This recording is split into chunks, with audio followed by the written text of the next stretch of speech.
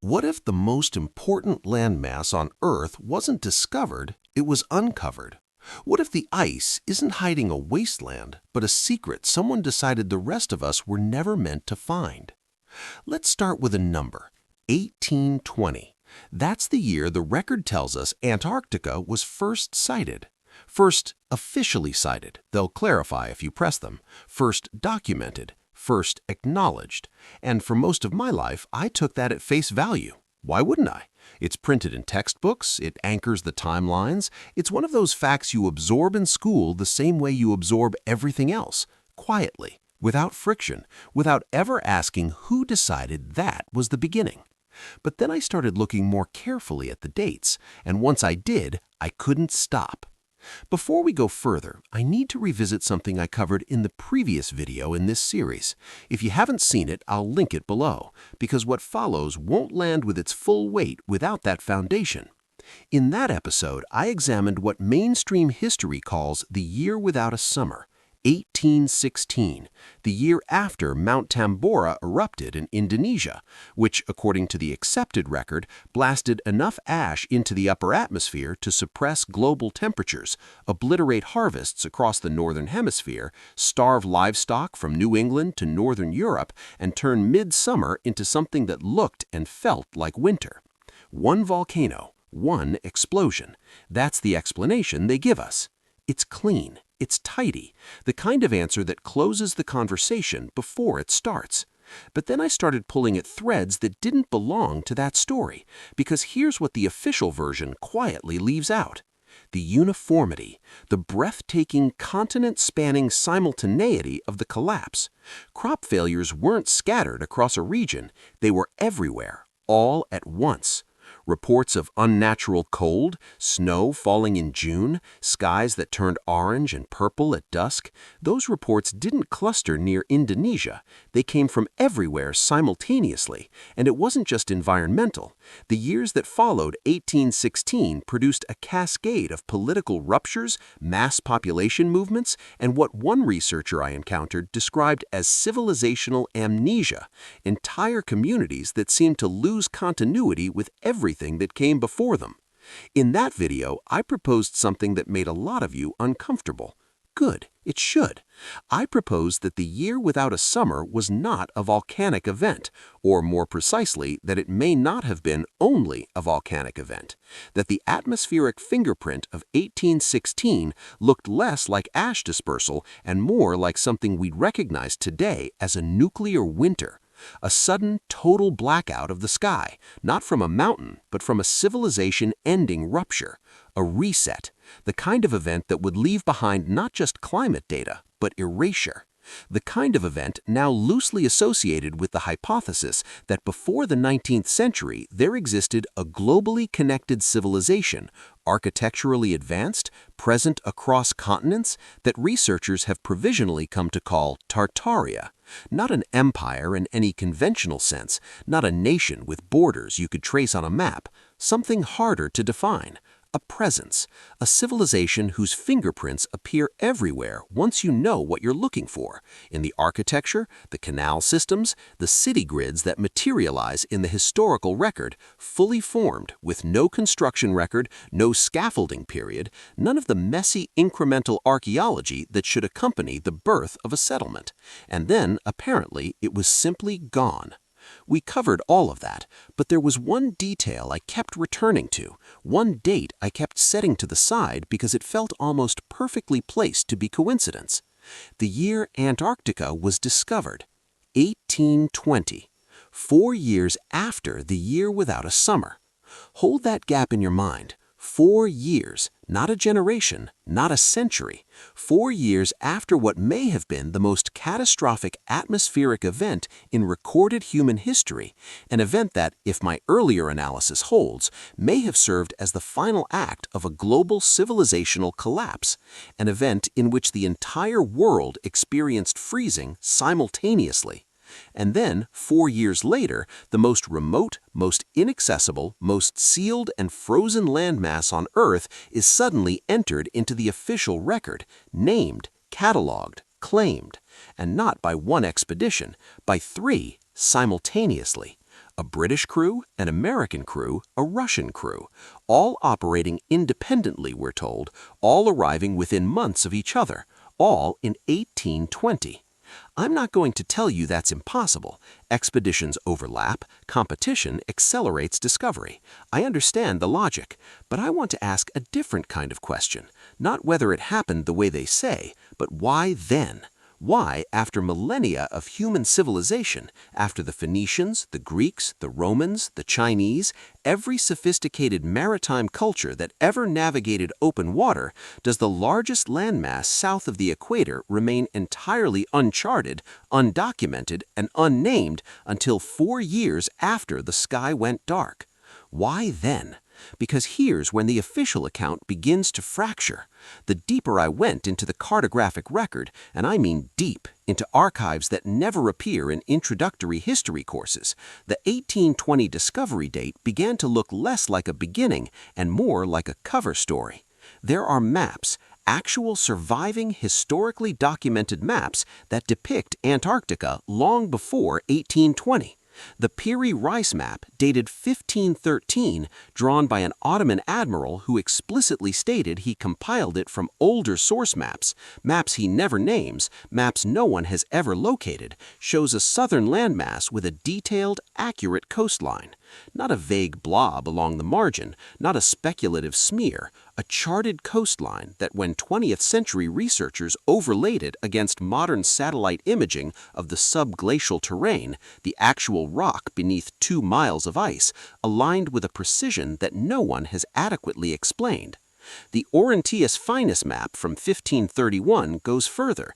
It depicts Antarctica without ice, with river systems, with mountain ranges, with internal geographic features that we only confirmed existed using mid-20th century sonar technology.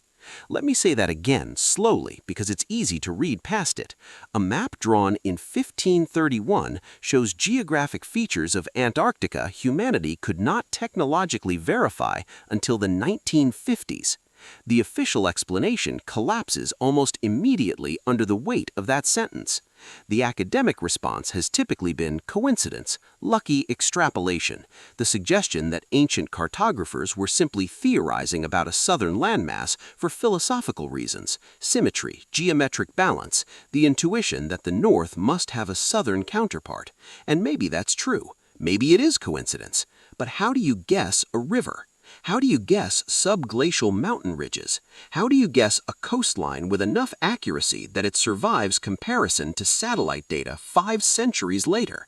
You don't guess that. You don't theorize that. You map it from observation, from presence, from knowledge that was either first-hand or inherited from someone who had actually been there. And that raises a question the mainstream record has never satisfactorily answered. Who was there? If this is worth your time, and I hope it is, consider subscribing or becoming a member. This series goes to places most channels won't touch. Having you along means everything. Now, back to Antarctica, because we're just getting started. I want to return to 1816 for a moment, because I think we've been looking at it from the wrong direction. In the previous video, I made the case that the atmospheric event of 1816, whatever its true origin, may have functioned as the terminal moment of an old-world civilization, an ending event, a sudden sky darkening that followed what may have been a civilization-scale catastrophe, leaving behind depopulated cities, orphaned infrastructure, and a historical record so thin it barely qualifies as one. But what if that framing is only half right? What if 1816 was not just an ending? What if, for someone, it was also a beginning? Here's the theory I've been sitting with. I want to be clear, I'm presenting this as a question, not a conclusion. What if the atmospheric event of 1816, whatever it generated, was capable not only of collapsing northern hemisphere climate, but of accelerating glaciation at the poles? What if the same mechanism that turned summer to winter across Europe and North America also drove ice formation southward in some compounding way? What if Antarctica, the ice-free continent visible on 16th century maps, was in the final stages of freezing or had recently frozen, and 1816 was either the terminal phase of that process or a deliberate echo of it? I know that's a significant claim. I'm not making it as one. I'm offering it as a shape, a pattern of timing and geography and silence that I cannot stop thinking about. Because consider what follows. 1816, the sky goes dark. A global atmospheric event of unprecedented reach disrupts the world. 1820, Antarctica is officially discovered, entered into the record, named, claimed. Not before, not during, after. 4 years after. The pattern surfaces, and once you notice it, you cannot look away. Stay with the timeline because it doesn't end in 1820. The same thread, the maps, the knowledge, the carefully preserved secret of what Antarctica actually is, keeps reappearing, decades later, in the hands of people who had every resource in the world to go and look. 1946, 1 year after the end of World War II, the United States... But here's what makes the timing impossible to set aside. The Americans were not the first military power to treat Antarctica as a strategic priority, not even close. In 1938, 7 years before High Jump, Nazi Germany launched its own Antarctic expedition, the Schwabenland expedition. They mapped nearly 600,000 square kilometers of territory, dropped thousands of marker stakes asserting territorial claim, and reportedly returned with something that shifted internal priorities at the highest levels of the regime. What exactly? We're not told. The records are incomplete in the specific way that records tend to be when the answer matters. What we do know is that German submarines were documented operating in Antarctic waters as late as 1945, and that certain senior figures in the Nazi scientific apparatus had a known, documented obsession with ancient knowledge, lost civilizations, and inherited cartographic traditions supposedly predating the modern world. The same maps, the same thread. Which brings us back to the question of who was holding it. The Piri Reis map, the Oronteus Finaeus map. The admiral himself stated he compiled those charts from older sources, sources that are never named, never located, never accounted for. Someone held that knowledge. Some chain of hands preserved it across centuries, across the rupture of 1816, intact enough that multiple parties, an Ottoman admiral, a Nazi expedition, an American naval fleet, all apparently followed it to the same place. Who were they, and what did all three find when they arrived? The evidence doesn't answer that, but it doesn't dismiss it either. Now I want to talk about what we are not permitted to do, because this is the part of the Antarctica conversation most people skip past, and I think it's the most important part. You cannot freely go to Antarctica. I want to be precise about this because the reflexive response is, of course you can. Expeditions go there all the time. And yes, they do. Scientific missions, government-sanctioned research teams, even limited, heavily supervised tourism. I am not suggesting the continent is ringed by an invisible wall. What I am saying is this.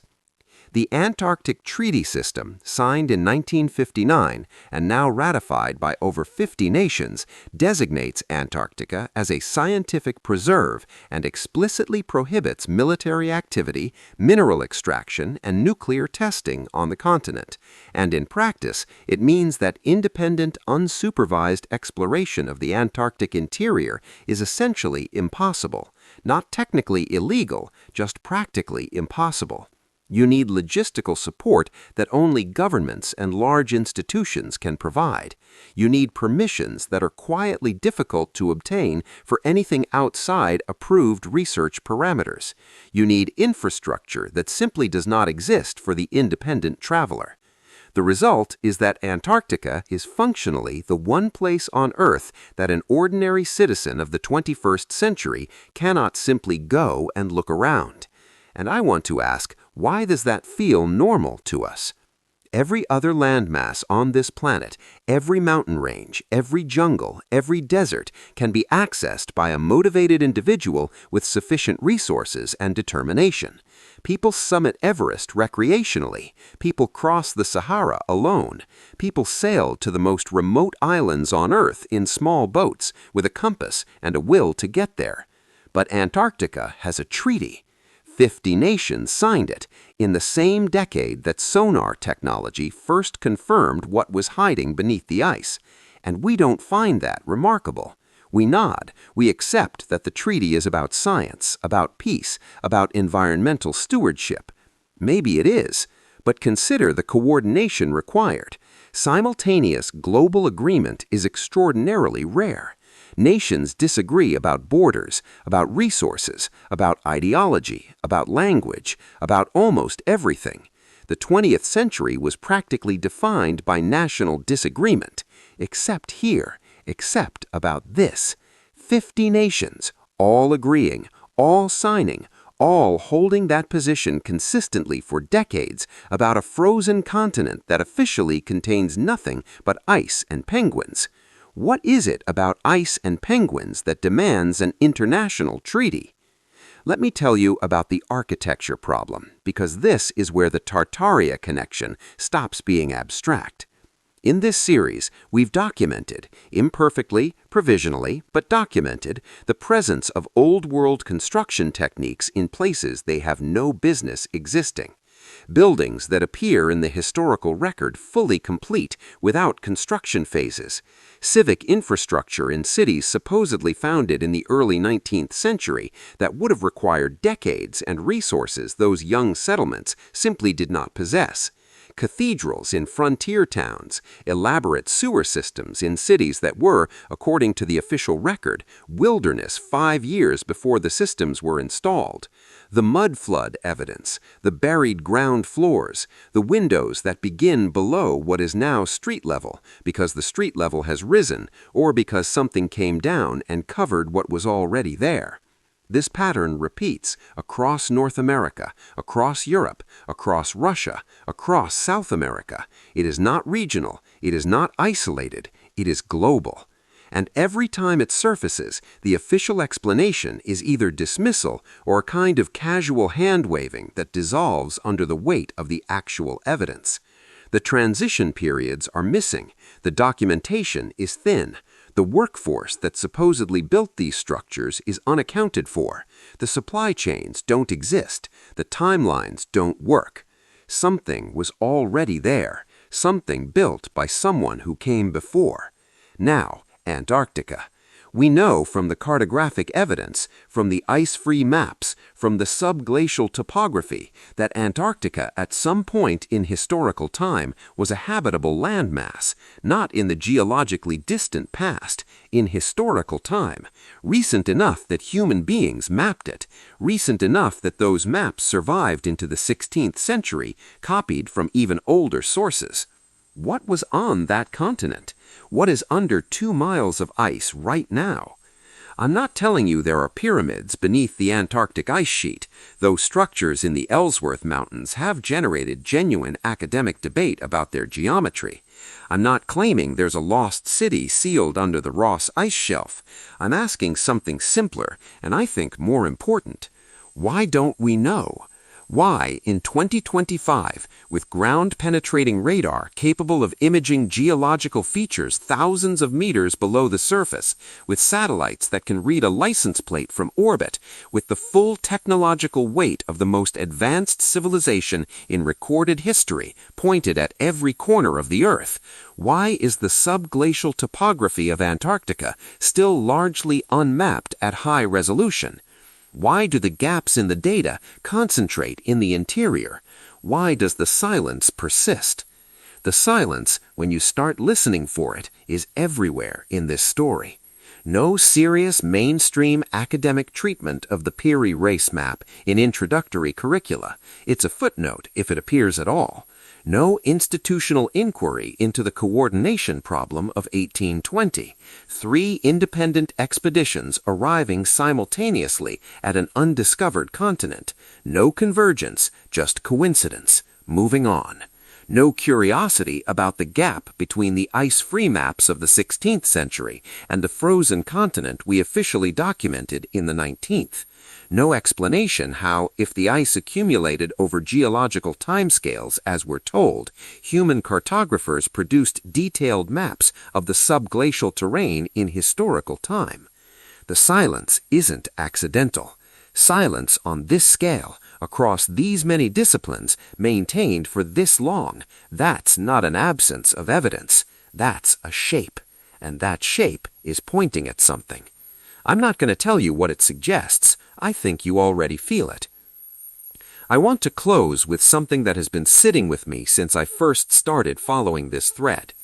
If we accept, provisionally, carefully, with all appropriate skepticism, that there existed before the 19th century a globally connected civilization of remarkable sophistication, if we accept that this civilization left behind infrastructure, maps, architectural techniques, and knowledge that our official history cannot account for, if we accept that the events of 1816 represented in some form the terminal convulsion of that civilization, a collapse so total and so violent that it left atmospheric scars visible across the entire northern hemisphere, and if we accept that Antarctica, the last unmapped ice-free landmass on those older charts, was sealed, frozen, treaty-locked, and quietly removed from public reach in the years immediately following, then we have to ask the hardest question.